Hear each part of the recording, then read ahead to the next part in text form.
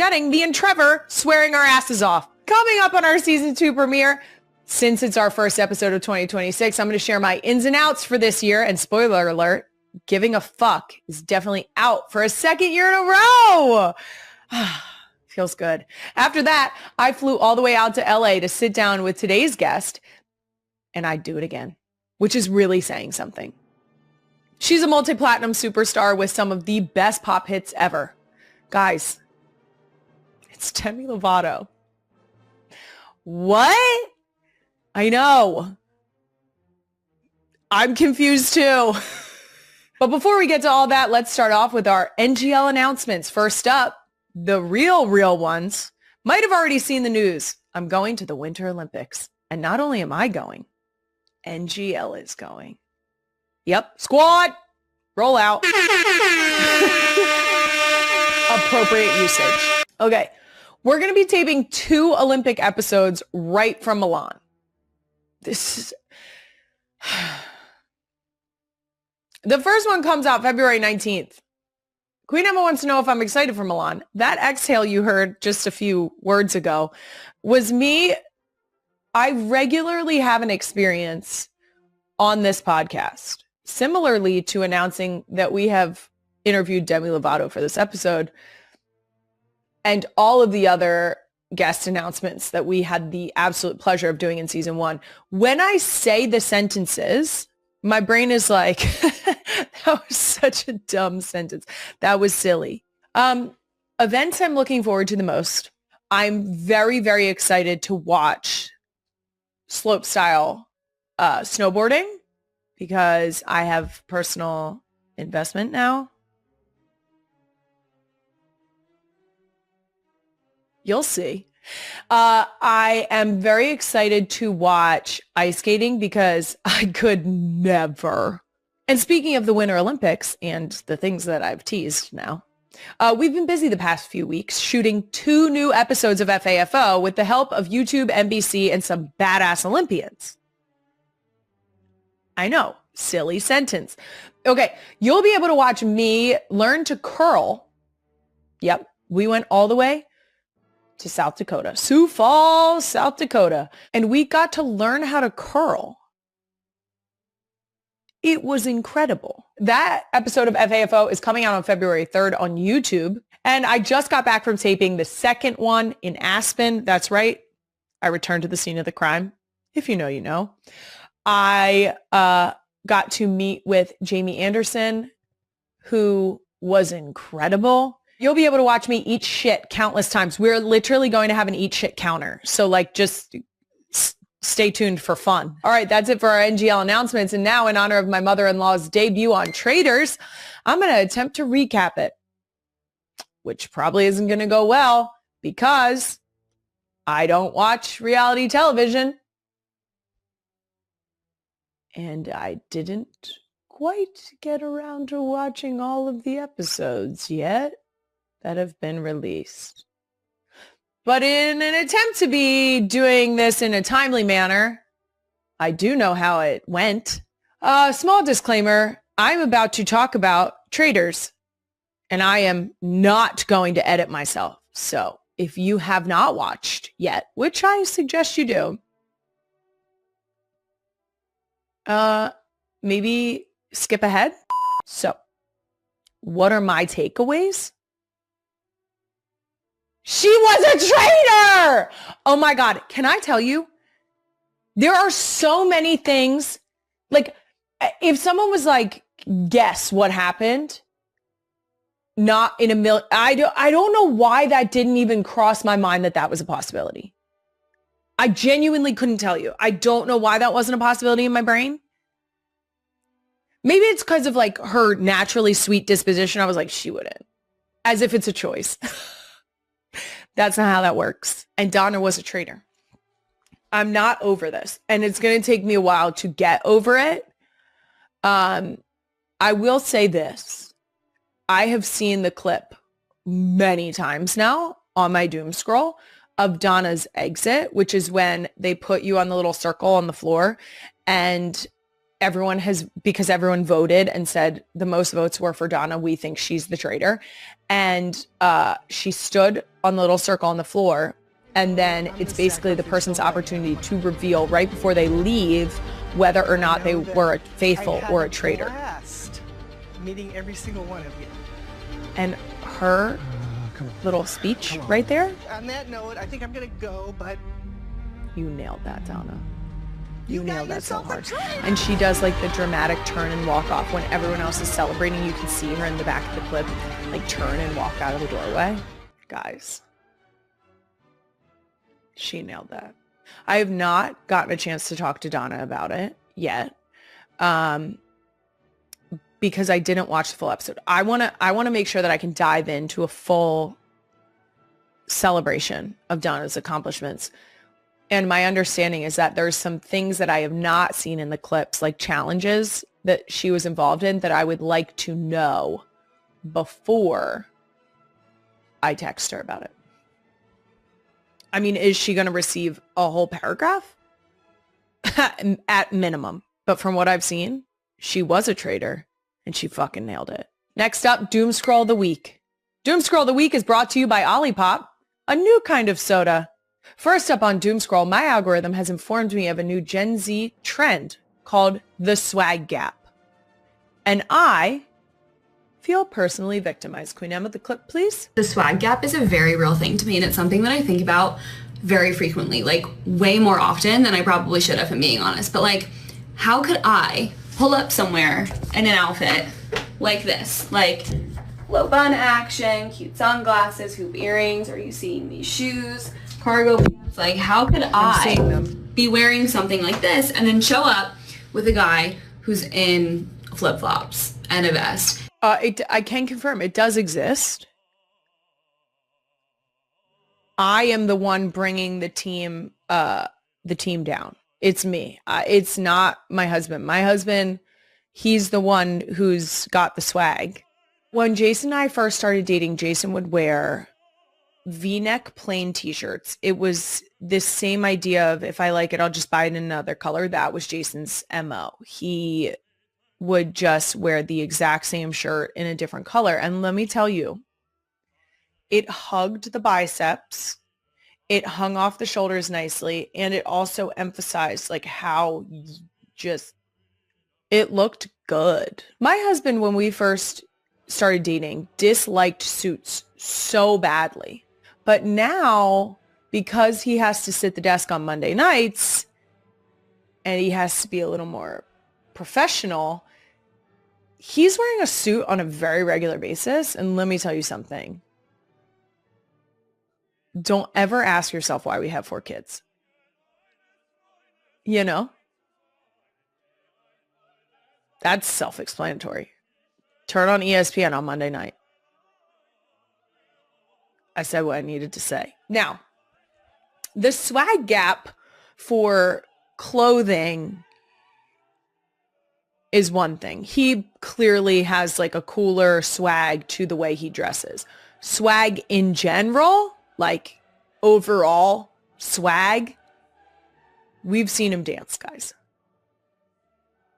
And I don't even need you to see me dance to know that's a low bar. And I will always knock him down a few pegs when it comes to him thinking he's a good dancer.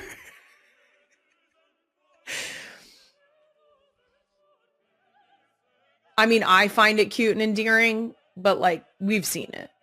Okay. Next, like I said earlier, I just got back from a work trip. So this TikTok really hit close to home. Queen Emma. The side of traveling for work no one warned you about. The pump and dump. Oh, she's dumping. Oh my God, there's so many bottles of milk down the sink. Oh, and crying emojis. Oh, this hurts my soul.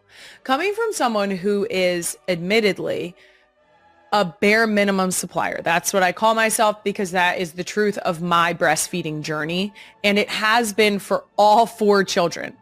Okay. This is not a self-deprecating situation. This is legitimately just me being realistic with how my breastfeeding has panned out for all of my children. That being said, because we are weaning, Finn was, when we were away on the work trip, getting formula bottles.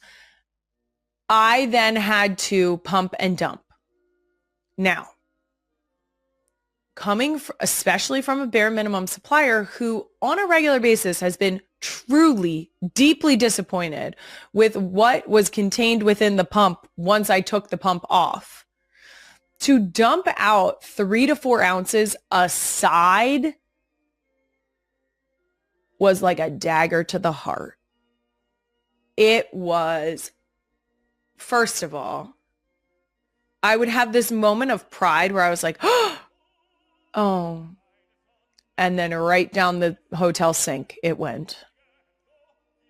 It's sad. I didn't want to get a clogged duct, which everybody knows sucks.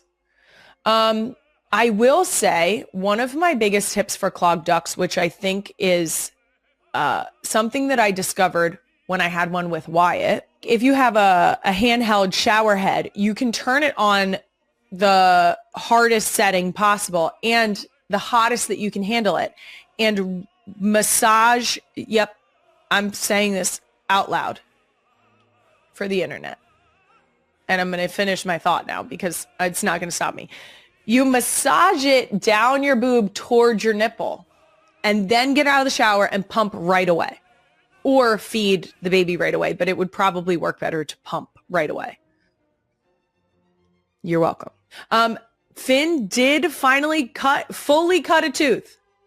There is just one tooth right at the bottom. And last night she had something in her mouth and I thought for a second that she was cutting a tooth on the top, and I got so sad because if you know, you know, when there is a baby with only two teeths, I say teeths for a reason, because if you look at them, they're not teeth. That would be ridiculous. They're teeths. Everybody knows that. Right at the bottom. It is a phase I am not ready to miss out on our fourth kid. But also, stay away from my nipples. Anyway, the last thing on Doom Scroll, we're in the midst of what the kids call, oh, the kids. Oh, God. The kids call dry January, or as I call it, January. Queen Emma, roll it. I think we earned a beer tonight. I know it's dry January, and I know it's the 8th, but I think we earned a beer tonight. We've been working out really good. We've been working really hard, really busy. And yeah, he said the 8th. It's the 8th. He said, I know it's the 8th. I know we're only 8 days. I know we're one day over a weekend is what he said. Giving up on dry January on the 8th of January. I mean, you're a quarter of the way there. If Jason were to try it, it depends. It depends. In January, I feel like there are celebrations and people are traveling for playoffs. I feel like January is iffy. But if you picked a different month of the year, maybe like a March, solid chance. Oh, nope, St. Patty's Day. February has the Super Bowl.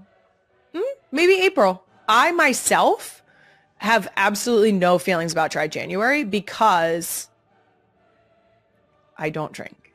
There's so many people who will comment on things or even slide into my DMs and be like, I just want to have a wine night with you, or I just want to have a beer with you. I'm so sorry to disappoint you all.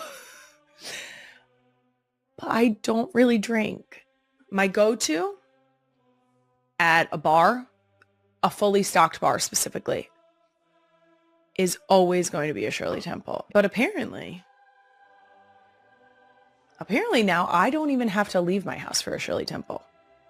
Yep. I'm just as shocked as you are. Olipop just introduced their brand new flavor, Shirley Temple. Guys, it's like we manifested it. Your inner child will be grinning ear to ear, it says. Stay tuned and I'll try it.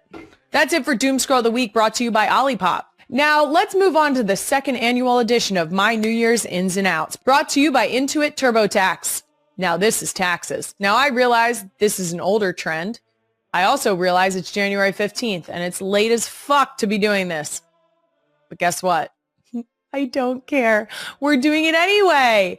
Here are my top 5 ins and outs for 2026. Starting with my ins.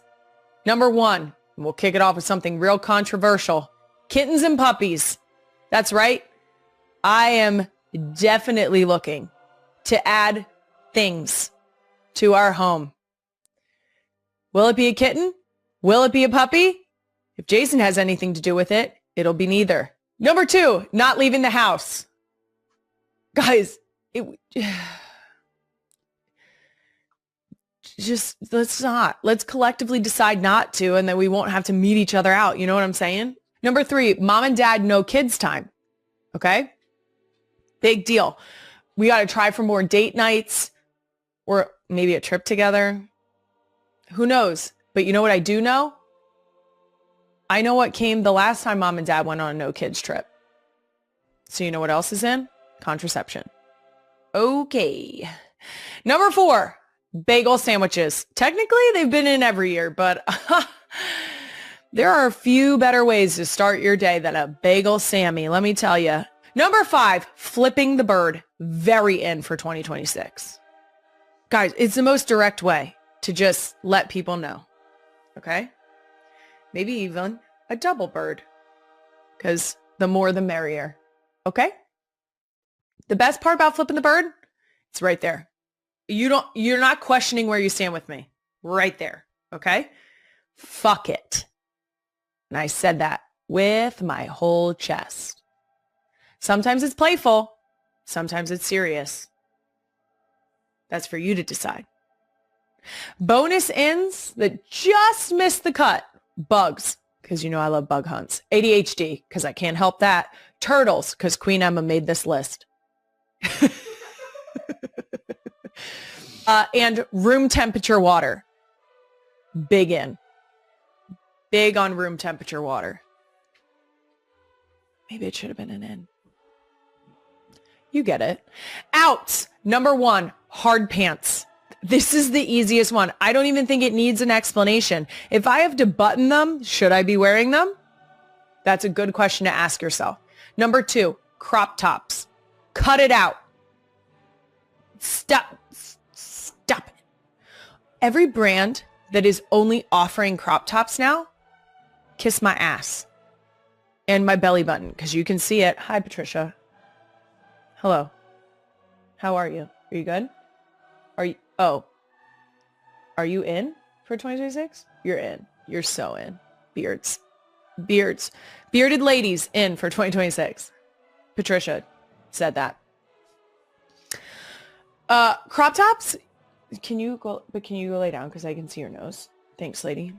Number 3, acting professional. This is an out because over here, we are the most unprofessional professionals you will ever meet. Okay? I have said suck my ass on our sales calls. More than once. Number 4, cooking with toddlers.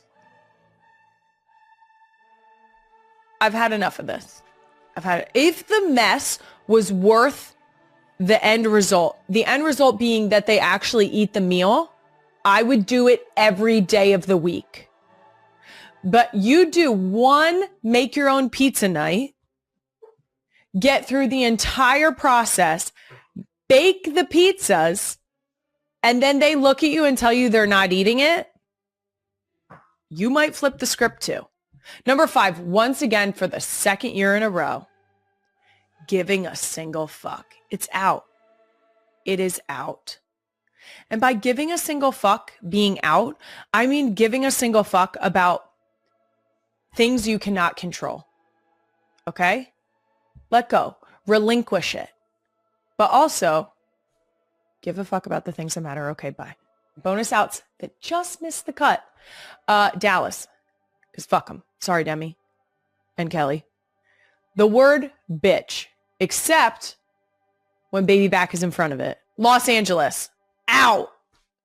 Guys, what are we doing out there? That does it for my 2026 ins and outs, brought to you by Intuit TurboTax. Coming up, we're going to LA to meet Demi Lovato. In the meantime, some messages from me.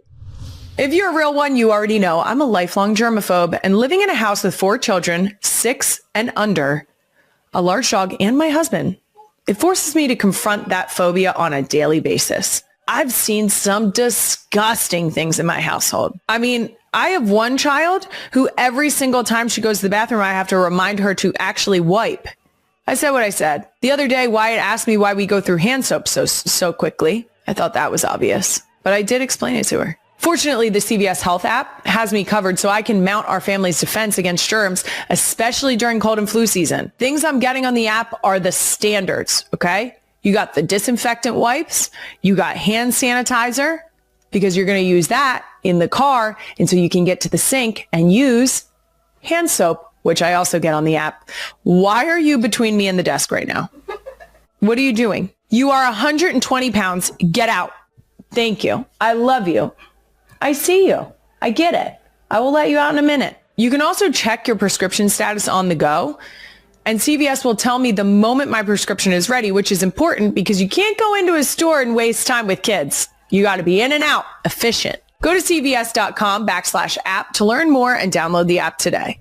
I'm very excited to talk about our next partner, Olipop. They have a brand new flavor that happened to be one of my official ins of 2025, but really every year. It's a Shirley Temple. I've been waiting for this moment to try it for the very first time on camera for the real ones. I'm not kidding. I legitimately have avoided tasting this until we could do it right now. That's very good. This helps us accomplish one of our ins for 2026, which is not leaving the house. Now, you don't have to leave the house to get a good Shirley Temple. We have it at home, and it's delicious. I've been a fan of Shirley Temples for pretty much my entire life. I still remember going to Alligators in Ardmore, if you know, you know, and we would get to have a Shirley Temple there, which was like a really special treat. Now that I'm an adult, one of the perks of being an adult is that you're allowed to have treats whenever you want. Their Shirley Temple is made with real ingredients, less sugar, and has prebiotic fiber to support gut health. You can try Olipop's new Shirley Temple flavor right now. And get this, you can get a free can of Olipop. Buy any 2 cans of Olipop in store and they'll pay you back for 1. Shop at Walmart, Target, Whole Foods, and thousands of other retailers near you. Sign up at drinkolipop.com/NGL. As a football family, we all know that real season's around here. There's the regular season, postseason, preseason, and off season. And of course, can't forget about the good old tax season. And as a former athlete myself and the spouse of a professional athlete, I think I can confidently say there's nothing more important than having someone in your corner, especially during tax season. You can match with a dedicated TurboTax expert who actually has your back and can do your taxes for you from start to finish, either online or now in person. Whether you do your taxes in person or online, your TurboTax expert takes taxes fully off your plate and will update you every step of the way so you don't have to worry. That way you can actually get back to the things that matter to you, like eating personal chocolate cakes, listening to Demi Lovato's new album, or watching my mother-in-law on Traders. Taxes don't keep business hours, and neither does TurboTax. TurboTax full-service experts are available 24/7. Now this is taxes. Visit www.turbotax.com. Only available with TurboTax full-service experts. Real-time updates only in iOS mobile app. She's a multi-platinum Grammy-nominated sensation behind some of the best pop bangers of all time, like Sorry Not Sorry, Cool for the Summer, and Confident. She just put out a new album called It's Not That Deep, and you can see her on tour this spring. She's also an actor, producer, and now she's officially not gonna lie. Demi Lovato, welcome to the show. Thank you. I am so excited to talk to you. I mean, your music is, every single time it comes on, it's an absolute bop.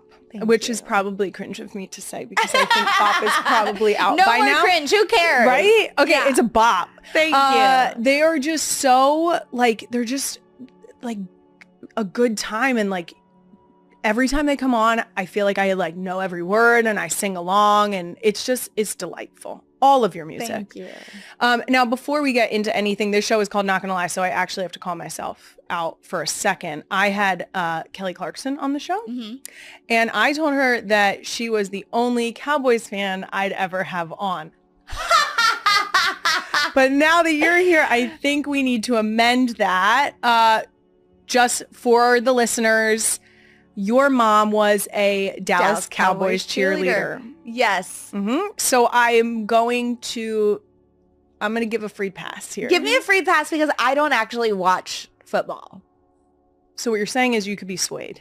I'm not saying I can be swayed. It's in my blood, and it's like my family loves the Cowboys, and so therefore I, like grew up around the Cowboys. Perfect. And obviously, like, yeah, understandable. We're a Cowboys family, but I don't actually, and I've never watched the games. I can live with this. Kelly came on here like pulling stats, and I was like, hey. No, that's not me. Perfect. Okay. And what I will say is that I recently got, I don't know if it was a comment that tagged me or a DM, where someone was trying to figure out whether or not them watching the Dallas Cowboys cheerleaders show was sacrilegious for an Eagles fan. And I was like, I don't know. I don't know the answer to that. So maybe I feel like it's separate. Maybe you could weigh in. Okay, my opinion, there's so much history with the Dallas Cowboy cheerleaders. Like, and my mom like invested so much of her time and energy into that job, and that was like her pride and soul. And so like I feel like if you can appreciate the Dallas Cowboy cheerleaders for being amazing at what they do, I feel like you can separate it. You can separate it. Yeah. Okay. There it is. You can separate it a little. And with that, I say, go Birds. Because balance. It will not be me watching the Dallas Cowboys cheerleader show because it does still feel a little fucked up to me. But I'm gonna leave that one alone. I'm gonna leave that one alone. Honestly, it is so impressive what they do. It's so impressive. And my mom would tell me stories of like how difficult it was to like be on the field in 110 degree weather and not being able, this was back in the day of like not being able to like have frequent water breaks or crazy things like that, where it's like, it's different now. They put her through a lot, but it was all in the best way. Like, just hard work, They were out there being athletes too. Yes, exactly. Yeah. I can't do it. I'm not going to do it. You guys can do it though, because you got to respect the art. Like it really is, like the performance of it is impressive. And it's not going to be me. Okay. Well, now that we have that figured out, I've been so excited to talk to you about your music because huge fan, like I said. Thank you. And we just got treated to even more music with your new dance pop album. It's Not That Deep. Yes. What is your personal favorite song from the new album? Kiss, like, is just so fun to me. And it like embodies what the album is, where it's like, I'm not taking myself too seriously. I'm having fun with it. It's sexy. It's flirty. And so I think Kiss is probably like my favorite from the album, but I also love Frequency. I also love Ghost. Ghost was like an emotional moment, let you go. Like it's hard to pick a favorite when it's like picking your favorite child. It's like picking, I mean, I don't have children, so I can't say, but it's wrong for people to pick their favorite child. That's what I've been told. Right. I have 4 daughters. I've been told it's wrong to pick your favorite child. Okay. Nobody has favorites, guys. Depends on the day. Now, Sorry to Myself is so, and that one too. That one's great too. I love that one. I love that one. And I also love the way that you've done it on TikTok, because it just feels like so like it's every single time it pops up, I'm like, I'll go listen to it real quick. Oh, thanks. Because you have to scratch the itch. Is it true that you started writing this as a rock album and then switched it up? Yes.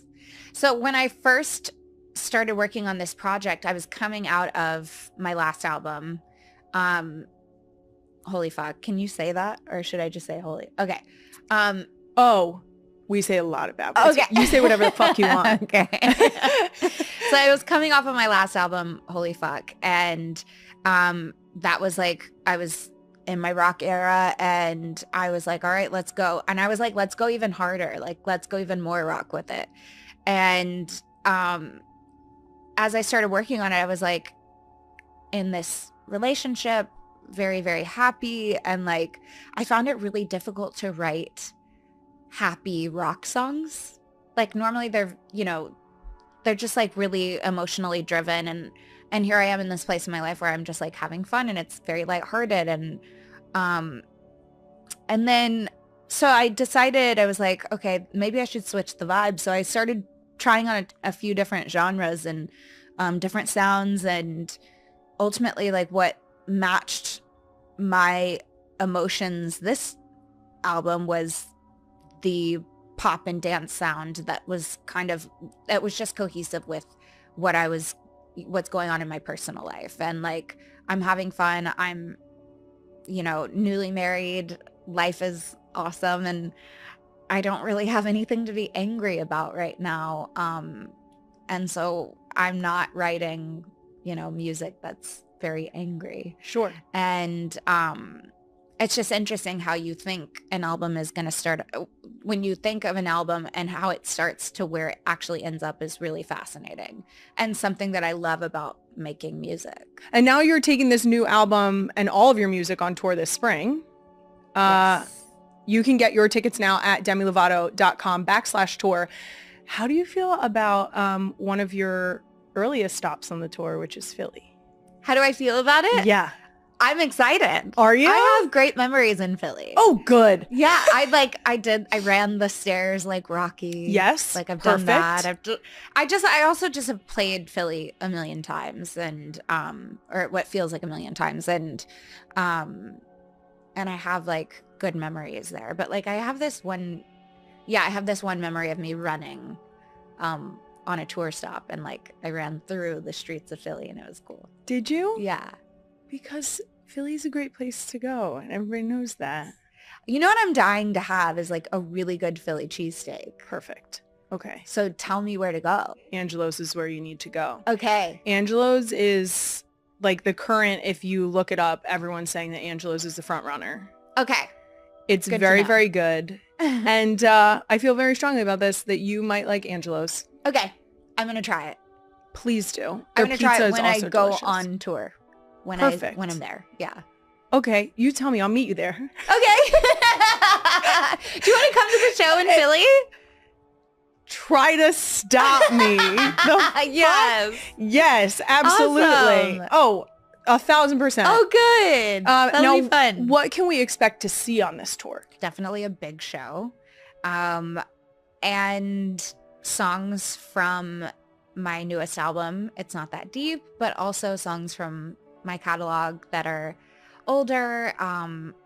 It's about having fun. I want to have fun, and we're at the fun process, right? Like the fun part of the process where it's like we have a blank slate in front of us, and you know, I have yet to see what the stage is going to look like. I have yet to see what my outfits are going to look like, and like the collaboration process in all of that, you know, working with my incredible stylist and creative director, and like, so I have yet to like, I don't have any inside scoop, but what I can tell you is that I'm bringing Adela on the road with me, and she is just so talented. So like,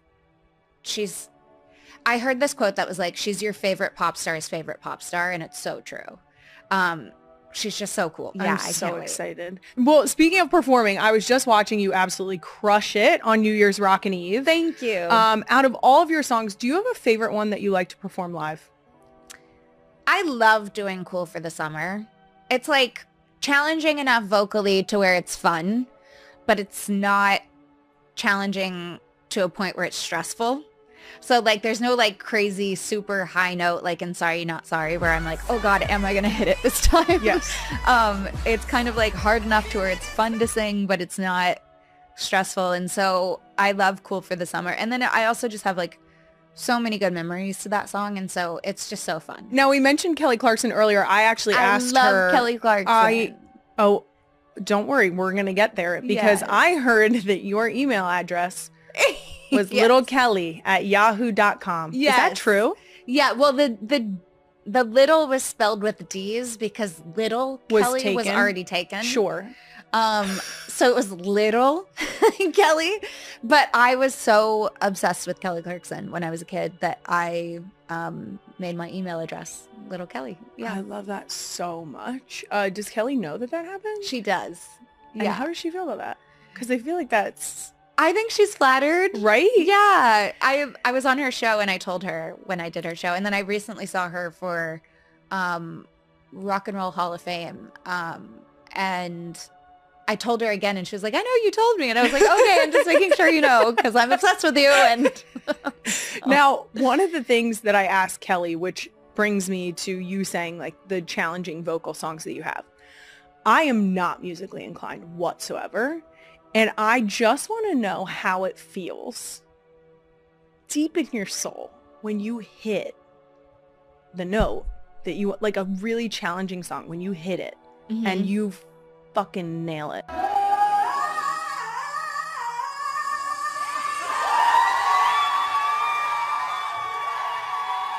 it feels so Is that good. not the most satisfying? I feel it. My brain has told me. Yes. That must be one of the most satisfying things that you can experience. Yeah, it really is. It really, really is. It's visceral, you know, like when I sing and I hit the high notes, it's not just because I can get up there and I want to show off what I can do with my voice. It's like the passion and the intensity behind what I'm singing means so much to me. And it like, it's so powerful that it truly is visceral when I'm able to like hit a note that in the studio or on stage or whatever, like, or sometimes in the shower, like it's such a good feeling. It's right up there with sex and chocolate and Taco Bell. That's exactly what my brain told me. Yeah. Do you give yourself goosebumps?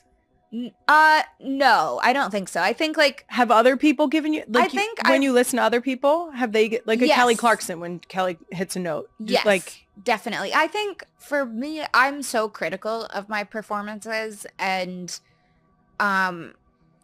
even like my recordings, I would say that like I'm so critical. It's hard for me to take myself out of that perfectionism to enjoy what I'm doing vocally. Sure. Don't worry, we're all getting goosebumps for you. Thank you. Now you've sang with some absolutely amazing artists throughout your career, Christina, Ariana, Sam Smith, to name a few.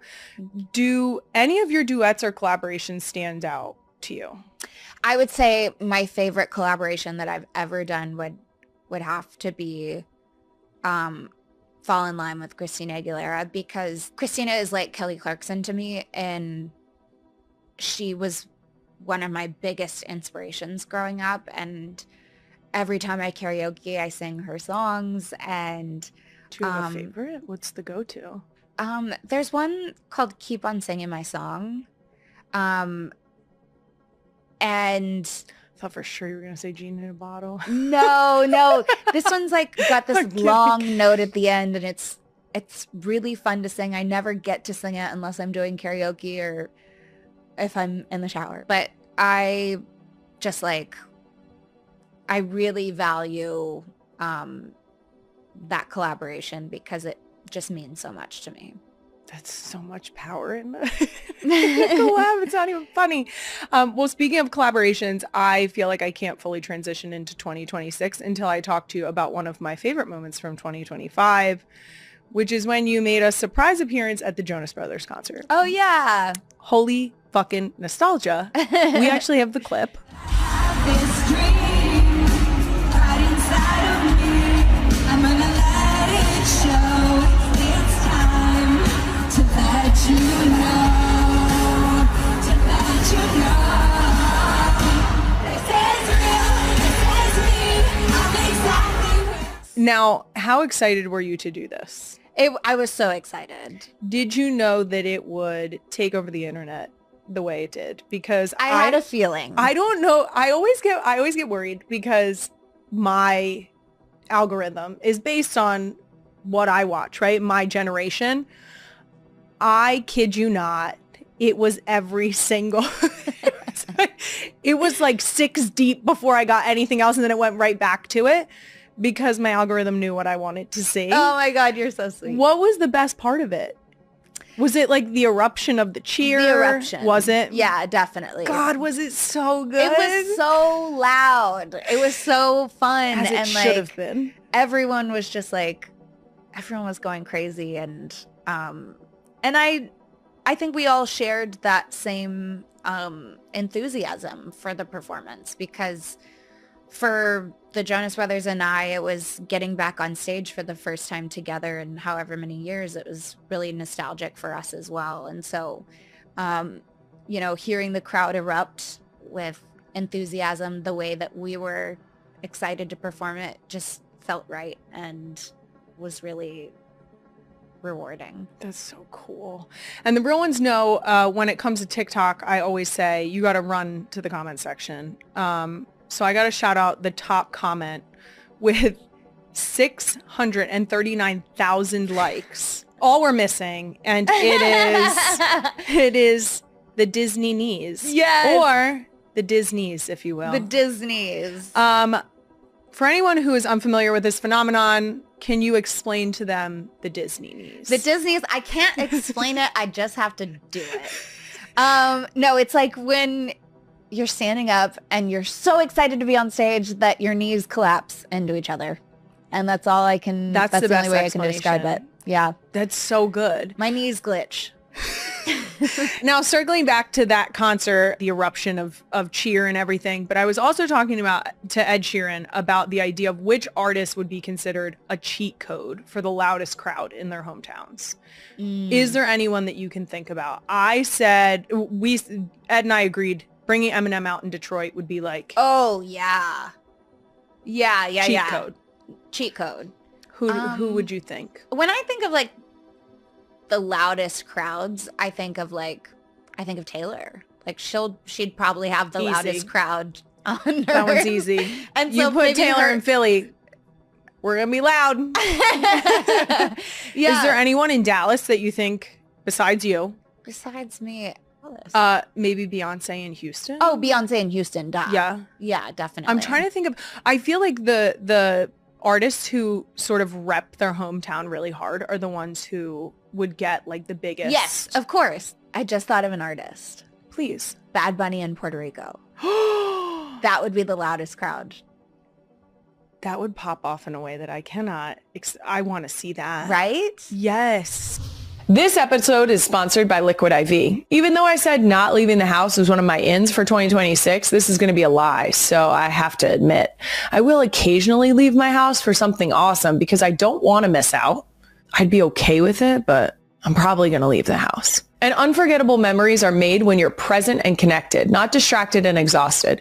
So if you're debating leaving your house because your social battery is running low, you can recharge with Liquid IV's Energy Multiplier, sugar-free hydrating energy, and get back out there. I've been a fan of Liquid IV since I started drinking it when I was pregnant. I hated the taste of water. It was as if water was the enemy. But when I put some Liquid IV in there, suddenly it was refreshing and delicious. Plus, it's got 5 essential vitamins, fast hydration, and 3 times the electrolytes of leading sports drinks. Just 1 stick and 16 ounces of water hydrates better than water alone. Show up with better hydration and energy from Liquid IV, 0 sugar and 0 crash. Tear, pour, live more. Go to liquidiv.com and get 20% off your first order with code NGL at checkout. As the real ones can probably guess, I'm not a big New Year's resolution girly, but I'm always game to try new things. Like with FAFO, where I learned about curling and snowboarding from some of the best to ever do it. But I know how lucky I am to get to team up with people I have no business talking to. It's hard to find people who are so good at what they do. It's like if you're hiring, how can you find the best people for all the different roles on your team? Easy. ZipRecruiter. And right now you can try it for free at ZipRecruiter.com/NGL. If you're hiring for your own team, ZipRecruiter's matching technology works fast to find top talent, so you don't have to waste time or money. You can find out right away how many job seekers in your area are qualified for your role. Let ZipRecruiter help you find the best people for all of your roles.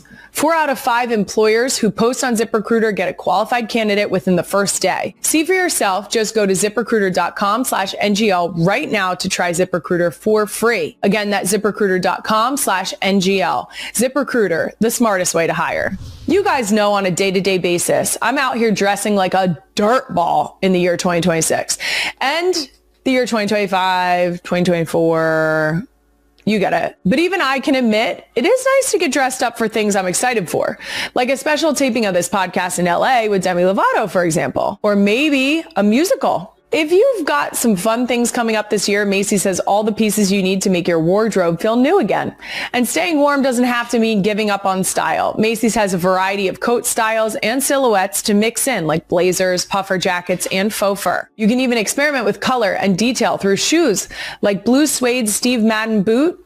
And you can also keep the suede theme going with a suede Coach tabby bag. You can get it right at Macy's. When you look good, you feel unstoppable. And that's what everyone needs this time of year. Macy's makes it easy to treat yourself to fashion that helps you show up as your best. Head to Macy's.com or shop in-store today. I mentioned this earlier, but I absolutely was a Disney Channel kid growing up. And I've seen Camp Rock a couple times. I also love the Princess Protection Program. I think that was very underrated. And my girls have watched it once. And they're very young, but they just loved the suggestion of like, will be princesses? Yes. Sure. First of all, when was the last time you watched Camp Rock? So I watched Camp Rock like a couple years ago, or maybe it was more recently. Was it to pregame the concert? I wanted to show Jordan, my husband, Camp Rock. He wasn't a Disney kid growing up, so he didn't see any of that. So you had to educate him. I had to educate him. Got it. We still have yet to watch Camp Rock 2. Oh. And I haven't showed him Princess Protection Program. So sounds we like have you've some got work to movie do. night lined up for Yes, for a little while. Exactly. Now, what does he think? What did he think of Camp Rock? He thought it was cute. You know, he's like, this is where you got your start. That's amazing. I will say, every single time someone references Camp Rock, immediately in my head, it starts going, this is real. And, like, I can't stop it. Now it's going in my head, and I will have that for the next 3 days. And Camp Rock 3. I'm an executive producer on it. Yes, you are. Yes. Does that mean... I don't know. We'll have to wait and see. Blink twice if you'll tell me later. So like you said, you're an executive producer. Yes. It comes out this summer. Yes. What can you tell us? We are making way for the new generation to shine their light as bright as they are. And it's just really exciting to see a new generation step into the footsteps of us and just like, yeah, it's beautiful to watch a generation of new actors and performers have their moment. And I can't wait to see the final product. This will be the perfect time to do a movie night with your husband. Yes. For Camp Rock 2 to pregame Camp Rock 3. Yes. This totally. is perfect. Yes. There's speaking of Camp Rock and all the success you had in your Disney Channel days, did you ever reach out to other Disney actresses for advice or to just talk about that experience? Like, are you saying like actresses that were on Disney before me? Yes. No, I didn't. And I think I was like really intimidated and kind of like shy when it came to asking for advice. Like I never had a mentor either. Like I don't know. I just felt like, I think I was maybe just shy. I wish that I had gotten advice, and I think it would have saved me a lot of trial and errors, like figuring shit out on my own kind of thing. But I'm grateful for the path that I've had without a mentor, without advice from others. So do you, not having that mentor role yourself, do you feel like inclined to offer that to others that are coming up now? I would love to be a mentor to somebody. And like guide someone through the journey that I went on, because when you do it alone, there's no manual on how to be a pop star. And there's certain things that I would tell I actually did give like a little mini pep talk to the new cast of Camp Rock when I first met them. I met them as a group and I was just like, hey guys, you know, and I gave them some advice. I'm trying to think what advice I gave them. It was like, you know, don't be afraid to ask for time off. Like, take care of yourself first. It's really important that you take care of your mental health and so that you can do the other things that you want to do, like performing and acting. And but if you don't have your mental health or if you get burnt out, like that can all go away. And so it's just like, it's important to take care of yourself. That's such an important message. You, of course, got to meet so many incredible people in your career. And I'm sure it just continues to happen. But do you ever feel like you met someone along the way that made you truly starstruck? Yes. I giggle Besides Christina and Kelly. Yes. I giggle because I get starstruck by like the most unassuming people, I guess. Like I could be in a room. I've been starstruck by huge artists, but like the most recent starstruck that I got was I was in a room with Lisa Barlow from The Real Housewives of Salt Lake City. Yep. And we were at a holiday party and I saw her in the room and I just like walked out of the room. And my husband was like, you glitched, didn't you? You had to walk out of the room. That was such a clear and defined answer of fight or flight. It was fight or flight. I was like, and I saw her and I was like, I'm just going to keep walking. And it was you like, Irish goodbye the fuck out of that room just because you were like, my brain can't handle this. No, but the thing was is I went right back in the room. Yeah. Because I needed the food. It was like the room. The room had a buffet in it. I was there for dinner and I was like, I have to eat the food. And I also wanted to like say hi. I just like in that moment say hi? Glitched. She actually said hi to me, which was really cool. And no, she said I feel hi like to that's me. amazing that if you get that like excited to see someone and then they're like, oh, hi. And you're like, oh my God, Yes. they wanted to say hi to me too. Yes. So that was funny. And it was a sweet little moment. She was nice. And I was totally starstruck. Love that so much. Yeah. Speaking of starstruck, you were a judge on the X Factor. I was. Along with Britney Spears. Yes. What was that like? And would you ever want to return to singing competitions? I would only return if Britney was a judge next to me. Easy. Yeah. It was so much fun. It was a lot of work, I will say. And I invested like so much of my energy into my contestants that were a part of my team that like I would get devastated when they would get sent home. Like I really was like All in. I was all in. And so I think the emotional toll it takes on you is kind of like a lot because you just invest so much of your time and energy into these people's careers and it's the beginning of their careers. And so when they don't go on to the next round, you're kind of like, oh my God, was that my fault? Like, did I pick the wrong song for them or whatever it is? And so you just invest so much into the contestants and so yeah, I just like I think I would only do it if Britney was next to me again.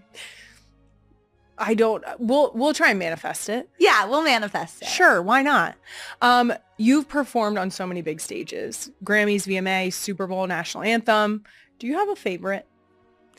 I would say looking back, my favorite memory, my favorite stage that I've performed on would have to be the Super Bowl, the National Anthem, because it was just like, there's something about the Super Bowl. Everyone's watching it. And I was so nervous. I blacked out when I started singing. Like, I finished and was like, was and that you good? Still nailed it? I don't know. Was that good? That's because so impressive. I was so nervous that I just like. That's insane that version of a national anthem was autopilot. That's crazy. Thank you. Would you ever do it again? Yeah, I would do it again. Okay. NFL. Yeah. Let's go. Maybe we could manifest halftime. I would love to manifest that. Okay, let's do halftime. I got a ways to go before halftime, but that would be sick. I think we could plant the seed at the very least. Yes. We'll plant the seed. Now, something else we have in common is that we both like to cook. So I'm very excited about your brand new cookbook. You like to cook? I do. Nice. One Plate at a Time, Recipes for Finding Freedom with Food, which comes out March 17th. The first question, and I have to ask it, I think you can probably guess. Demi, what is your favorite dish? I didn't see that one coming. No?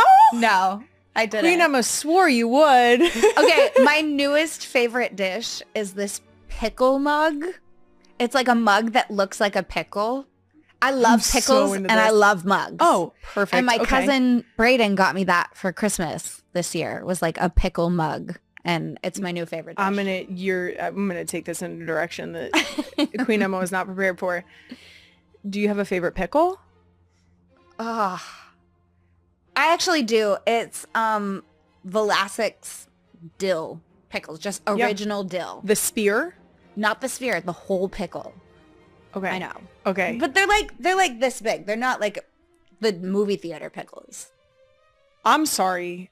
What? Okay, movie theater pickles, that's a Texas thing. What? That's a Texas thing. So when Is this going to be the first thing from Texas I've ever liked? Maybe. Well, that's a lie because you're from Texas. Oh, thank you. And Kelly Clarkson is from Texas. I know. So okay. First concept from Texas that I've ever liked. Okay, go ahead. When I came to LA the first time I was out here, and I went to the movies at the Grove, I was like, can I have a pickle? And they were like, what? And I was like, yeah, I'll have a pickle with my popcorn. And they were like, where are you from? Like, we don't do that here. And I was like, and that's when I realized, I was like, oh, it must be a Southern thing or like a Texas thing. They give you a whole ass deli pickle in like this big jug. The jug is like this big. It's like just tons This of is big like a pickles. barrel pickle from the deli. Yes. And you're fucking kidding and me. you eat it while you watch your movie. And it's the best snack. It lasts you the whole movie. Fuck off. This is not a revelation I was prepared to have today. Yeah. What? I'm serious. With your popcorn? Dead serious. That sounds delicious. Oh, yeah. Yeah. You take a piece of the popcorn and you dip it on the pickle. It's really good. Oh, I know what I'm doing when I get home. Yeah. Wow. That was not, I wasn't ready for that. You've just disrupted my whole thought process. You're okay, welcome. I'm going to get back on it. I'm going to get back. We're back. I'm going to calm it down. A fucking movie theater pickle. Yeah. Wow. Now, I'm going to ask for real now. Not about your pickle mug, which sounds lovely. From your new cookbook. Yes. What is your favorite dish? It would be like picking a favorite child. I can't pick just one recipe. Do you have a favorite right now? I really we won't love hold you to it. My chili. Ooh, it's the perfect But like time of sometimes I really get into like a beef stew phase where like I make that a lot. I made the mac and chili's cheese. Perfect for, we're coming up on Super Bowl. Yes. And Chili you know what is I want to the have? perfect game day. Do you want to know what I'm going to do for in Super your Bowl pickle weekend? mug? Maybe. But also, I'm going to have my own Super Bowl where I'm going to have my friends come over. We each pick a soup to make. And a super Super Bowl. And so everyone picks a soup that they have to make and they bring it to the Super Bowl. And whoever makes the best soup wins. Yeah. I love this. Is there a prize? Maybe. I have to think of one. We'll check back. Maybe it's the pickle mug. I'll have to consult with find another my cousin one. Braden. You'll have to find another one. You cannot. You cannot for sure give away the pickle mug. I know. Now, what made you want to put out this cookbook?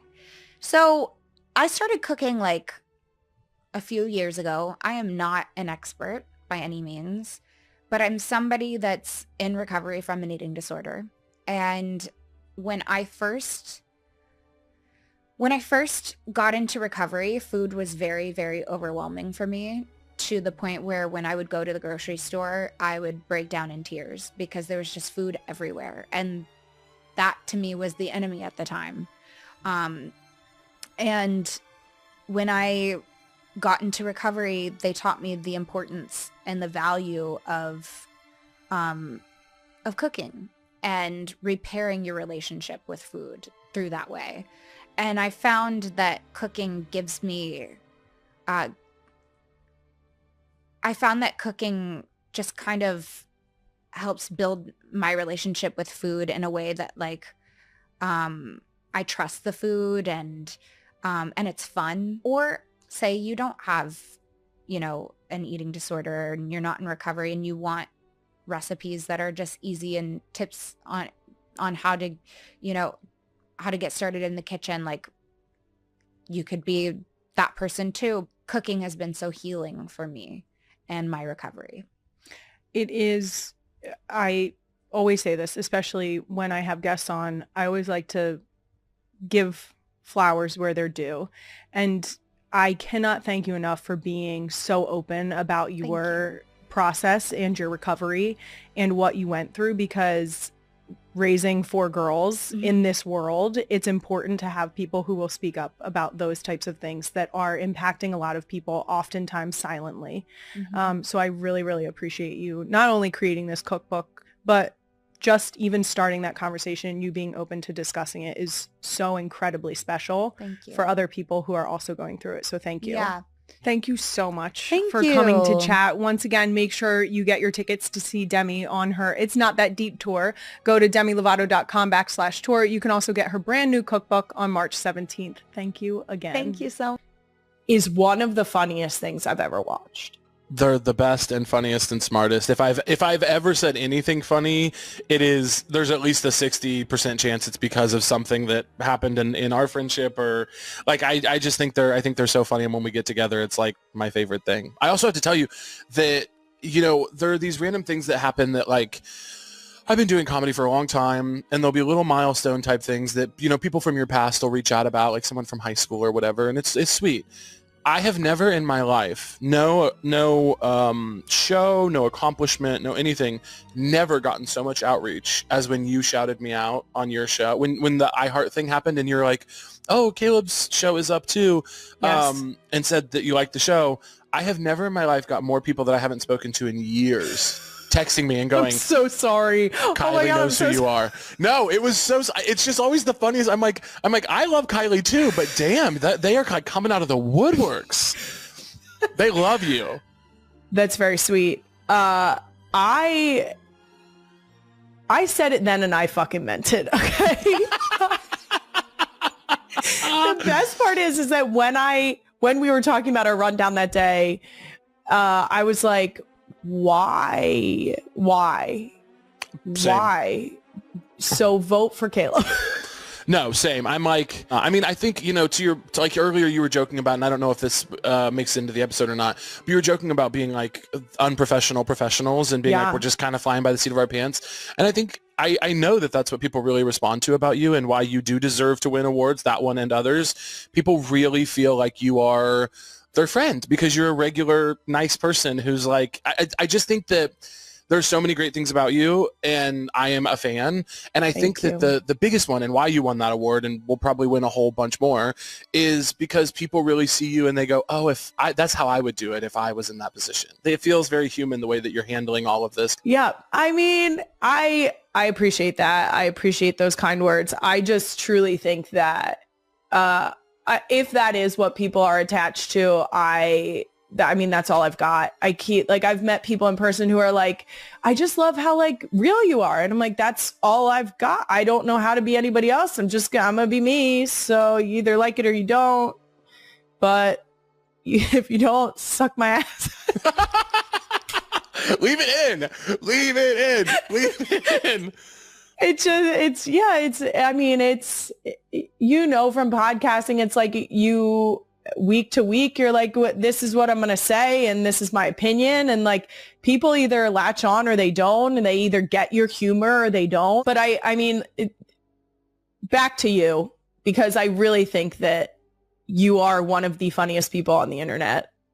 specifically, I could not watch your clips specifically, and also with Drew and Brittany Broski, I could not watch your clips while I was pregnant because my bladder control couldn't handle it. I'm not exaggerating. There were times where I would have to like scroll away from it to like breathe and then scroll back and be like, okay, give it to me again. It is the way you guys go back and forth with each other, the banter you have, it is, I mean, I'm full fangirl, like aggressively fangirl. Thanks, dude. That's so nice. And it's, I love that it comes from like a place of positivity. Like you guys will like poke fun and like joke around, but ultimately it's like comes from a place of positivity and like being good people and wanting good for people. I think it's just not that deep. I think nothing should be that serious. I feel like a whole bunch of us, we, the collective royal we, all of us, that we're all, the life we're all participating in, capital L, so many of us have gotten so serious and so like, there's these like sacred subjects and sacred topics and sacred feelings that no one's supposed to, I just am like, everybody relax. Like, let's calm down. This is supposed to be fun. We only get to do this once. Like, let's have a fucking nice time. Let's laugh at how ridiculous this all is. It's insane that we're like spinning on a rock in space. That's fucking crazy. We made up all these rules about you just stop and think sometimes about everything we made up for ourselves to exist in every day, and you're like, this is stupid. We should be making fun and laughing. This is crazy. Yes. Now, I have so many things I want to ask you about your new stand-up special, but first of all, congratulations. Thanks, dude. Thank you. Once again, it's Model Comedian. It's streaming now on HBO and HBO Max. Now, one of the things that you discuss in your special is the name of the special, Model Comedian, and we're gonna, if you're okay with it, show the clip. Oh, yeah. Amazing. Queen Emma, roll the clip, please. I'm not even so mad anymore at people who are mean to me on the internet. Now I've kind of turned my ire. I'm more mad at like when my fans try to defend me and they're bad at it. Do you know what I'm saying? Like, someone commented on a video of mine and he was like, I don't get the hype with this guy. He's ugly as fuck. And I read that and I was like, shout out, you know? And I was like, let's just let it be, you know? And then I saw one of my fans respond to him and say, he's a comedian, not a model.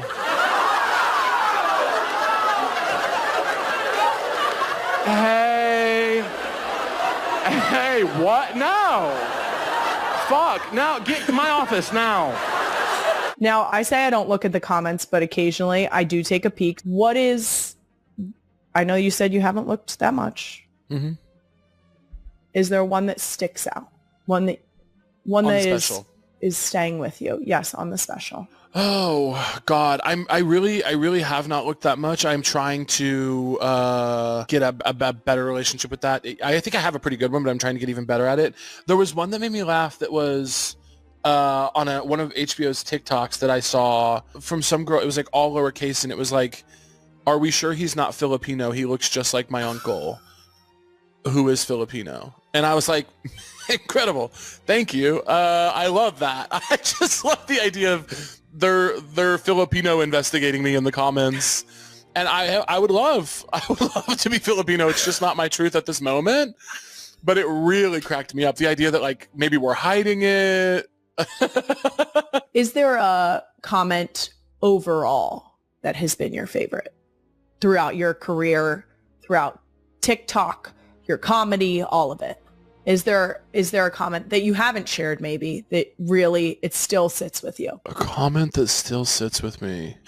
There was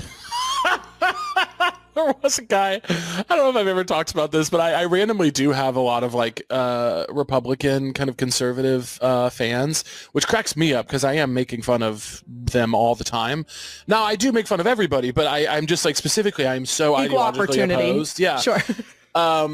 But I did, I don't know, I didn't look into the profile, so I don't know if this was like one of my gay fans being silly or if this was genuine, but someone commented once on, there's some viral video of me on someone else's podcast or something, and they commented, they said, I'm homophobic, but this guy is funny.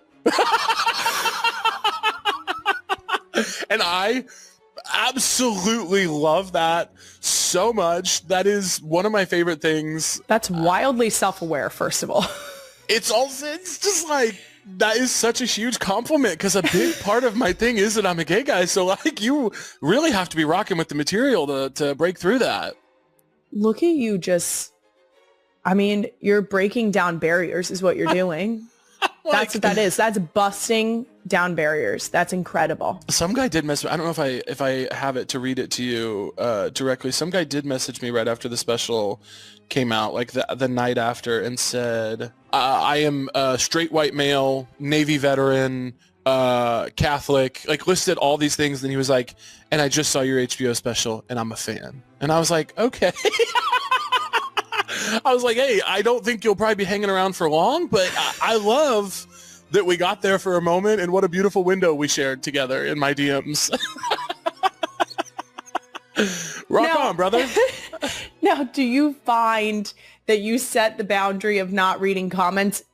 Does that include DMs? I read the DMs probably more often than I read the comments because I am interested in...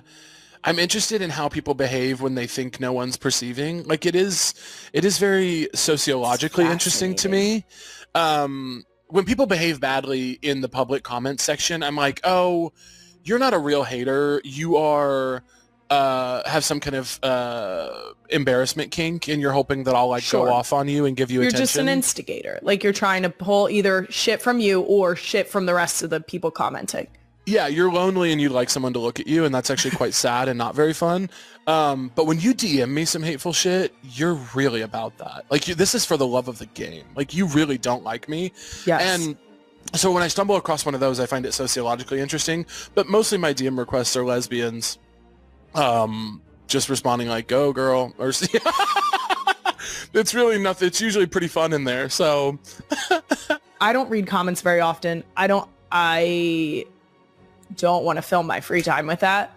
And so I don't read comments often, but every so often I hit like maybe 10 DMs and I'm like, I'm good for a while. That was not that fun. I can't imagine your DMs because you have so many unique axes. There's all these men that are fans of your husband and your brother-in-law. And then there's all these people that are fans of, Taylor, who, like, I'm sure the DMs are crazy. And then on just like a baseline kind of beneath all of that, you're a woman on the internet with a platform. So that is already psycho. I kind of can't imagine the firestorm that's going off in your DMs, actually. If you ever want a good, just sit down and sort of veg in it, I'll let you log into my Instagram. You can have that. I do. I'll hit you up. Now, leading in to this special, I'm assuming that you toured all over the country. I've asked every touring comedian and musician this question when I've had them on. So I'm about to do it again. Where does Philly rank in your favorite places to perform? I actually owe Philly an apology, and I'm really glad you're bringing this up because, and you didn't tell me you were going to ask this, but I'm so glad that it's coming up because Philly is genuinely one of my favorite places to tour, and I love doing shows there. Are you just saying this because it's me? Because the next part of that was that I will take it personally. No, it's not just because it's you. I genuinely, and I actually have a funny Philly story that I'll tell you. But I love performing in Philly. The shows there are always fantastic. The audiences are incredible. There's a real good comedy scene there, so like a sensibility and an understanding of like how to behave at shows. I was saving Philly. I didn't put Philly on my So True live tour because I was saving those ticket sales to go to Philly and do some test shows of the hour before I recorded this special. That was I haven't said this anywhere, but Philly was pissed at me. They're in my DMs, they're in my comments. They're like, is this about the Super Bowl? I'm like, no, they're livid with me. And I'm like, I can't tell you because the shows aren't confirmed. And then I ended up not being able to make it work in my schedule to go to Philly and do the test shows either. So I ended up skipping Philly, much to my own sadness, on a whole tour cycle. That is my apology to Philly, and I'm going to do something really big in Philly next time I go on tour. My funny Philly story is that my friend John is from Philadelphia. He's a huge Eagles fan. Shout out John. And his parents came to my most recent show in Philly, like a year and a half ago. And his parents are lovely, incredible, wonderful human beings who I adore. I've met them multiple times. And afterwards, I'm chit-chatting with his mom, and his dad's like, there was a guy who came to the show that I was going to hook up with after the show. He was like a guy that I hook up with in Philly. Whatever, it's like that sometimes. No one worry about it. And I had like, the guy had come over and they had been, he walked away to get a drink or something, like, who's that? And I was like, oh, that's a guy I'm going to hook up with later. But right now we're chit-chatting, you know? And his dad, my buddy's dad, has like walked away. And I'm like, where's your dad? And he goes, oh, he's leaving. And so I ran after him and I was like, you're going to leave without saying goodbye to me? No hug? And he goes, he turns around, and I can't do a Philly dad accent, but he's like an Italian guy. He's like, I thought you were going to get some ass. And I was like, no, I'm hanging out with you guys right now. But that's one of my favorite. The ass will come, but right now I'm talking to you. Everybody's going to get laid. Everybody's going to get laid. Don't worry about that. Right now it's family time. But it really cracked me up. How supportive. We love a supportive king. Yeah, and being like, oh, if you're trying to get laid, I'll leave. Like, that. Let me excuse myself. That's beautiful, but yes. Come back here.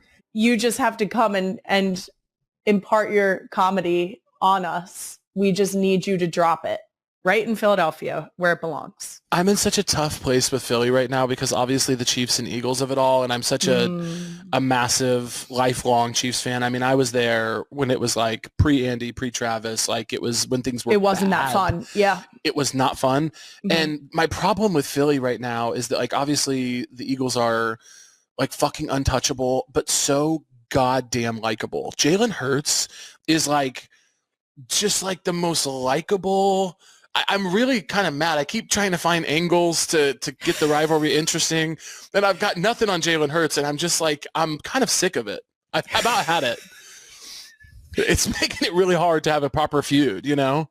I do appreciate so much that your Chiefs fandom spills into your relationship with the Philly, like the city of Philadelphia as a whole. I respect that on a level I can't even explain. I got booed. I brought up the Chiefs on stage at my last Philly show and they booed me. And doesn't that feel like a warm hug? It does. It felt like family. I was like, I love that about y'all. Right? we do it to them too. If they were not doing as well as they are right now, we'd be booing them too. Yeah. It's love.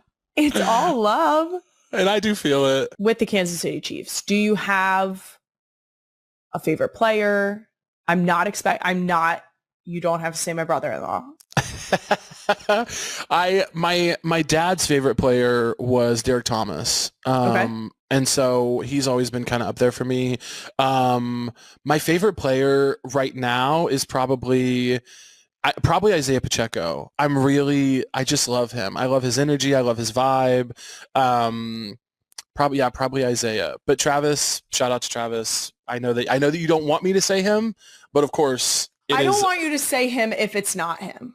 Obviously, he is my favorite Chief forever and always.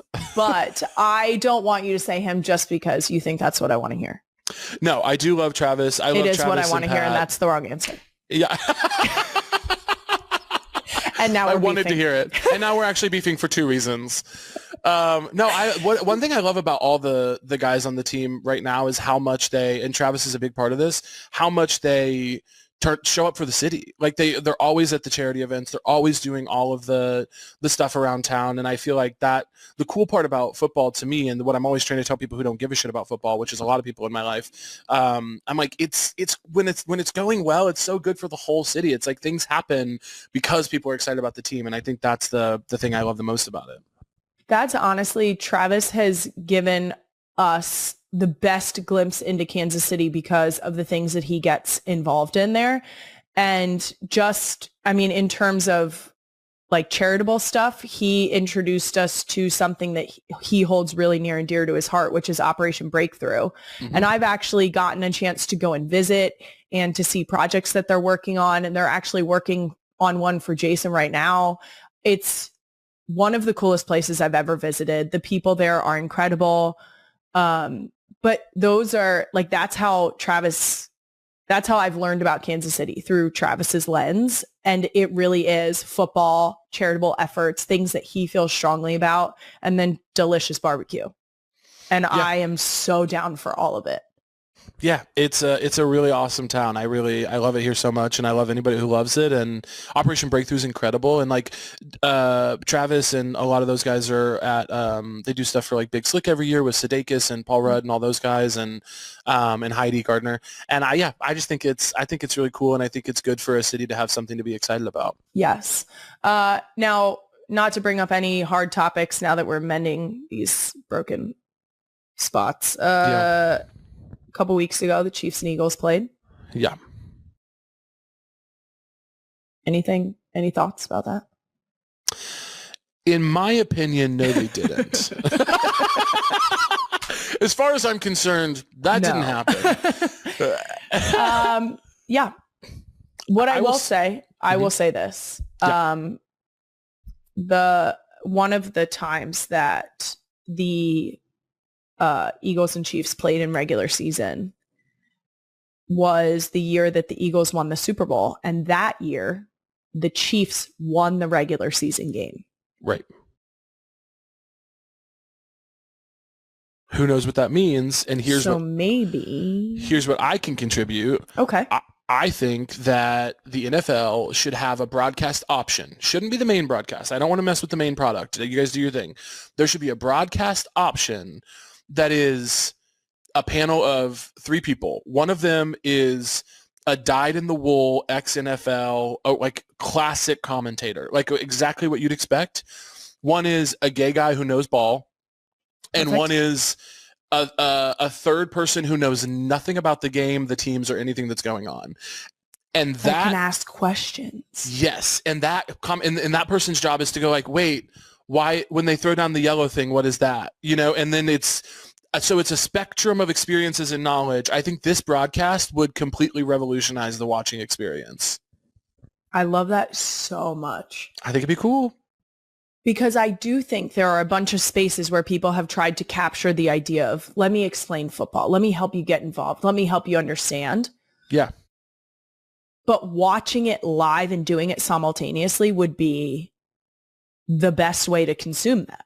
Yeah. And I'm so into this. You need someone to explain it. Like my personal mission in life has been to get girls and gays into football, the ones who don't care. And I have found so many fun ways to do it. One is talking about how hot some of the players are. That gets some people in. But the bigger one is when you can explain it kind of like Real Housewives, when you're like, okay, the reason that the Packers playing the Cowboys is so interesting this week is because Micah Parsons and the Cowboys just went through a huge breakup, and now he's with someone new.